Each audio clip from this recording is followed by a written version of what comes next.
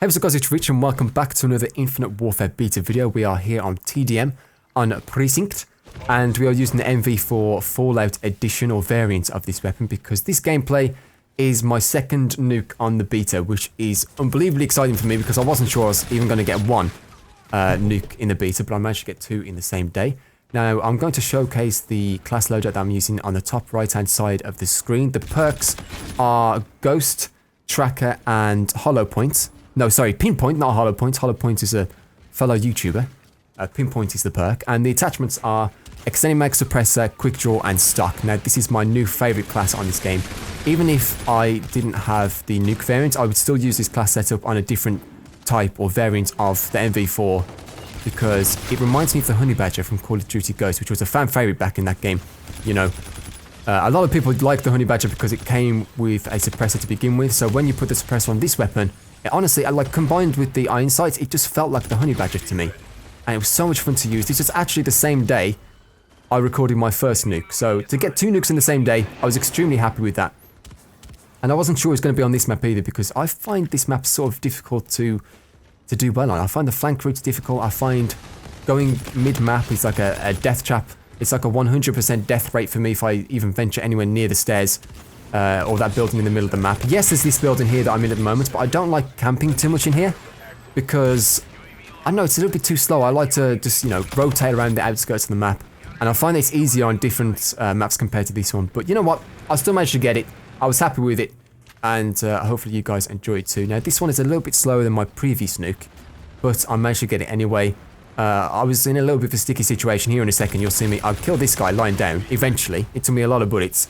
And then I sort of, I see them on the radar, so I'm trying to play defensively in this corner, and three people come around. Fortunately for me, my teammate is here to distract them. I killed one of them, and then this guy managed to run off. I saw his tracker footsteps, and he ran off to the middle of the map, and there was no way I was chasing that man, so I played a little bit defensive, went to the corner, called in the UAV, and went back to my flanking route. Now, it actually takes me a lot of discipline, let's say, not to chase people like that, because usually my game style, my play style, in cards is to go all out aggression. If you see someone, challenge them, and it usually works out well for me in the previous iterations of COD because even though you are playing aggressive, there's a limit to how fast you can move around the map. You can't wall run, you can't double jump, you can't float around the map and be an easy target for people to hit.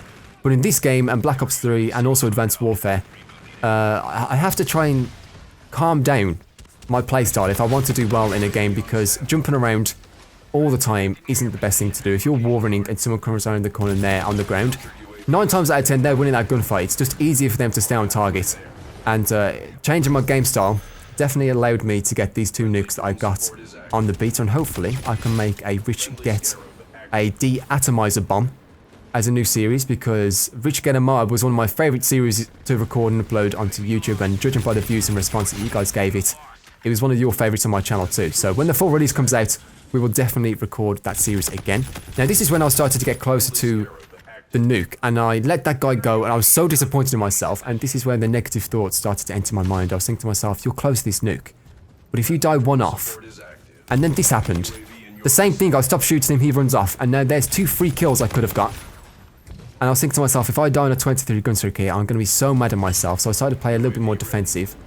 And it was tricky from this point onwards. You know, when you realise you're getting close to the nuke, or any, like, you know, a Moab in Modern Warfare 3, if you're getting close to a nuke in Modern Warfare 2, or a nuclear in Black Ops 2, you start to play a little bit different. And this is the first time I ventured to the middle of the map. To redeem myself, I was angry at myself that I let those 2 kills go, so I chased those guys into the middle. I was fortunate that they were completely distracted. Otherwise, they definitely would have turned around and double-teamed me. I would have been dead 100%. Now, it's so difficult to keep it out of your mind that you're on a streak when the game decides to show you at the top that you are 2 kills off your de-atomizer streak. Now, I was in the best place on this map. This building with an assault rifle, when they don't know you're here, is by far the best place to be because you've got 2 windows, it overlooks some high traffic areas on the map, and it's very difficult for the enemies to outgun you in those windows. But there you go, there is the streak. It was a little bit slower than my previous nuke, but I was so happy I got it to begin with. I wasn't expecting it because this was actually the first game of my recording session. I was only recording for 5 minutes. I managed to get this somehow. And there is me calling it in. I've called in my specialist finally. I do a little spinny celebration. And then I look up in the sky because the building, sorry, not the building, the ship. You can see it explode.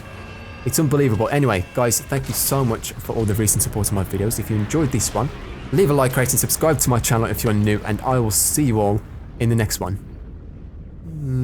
Bye.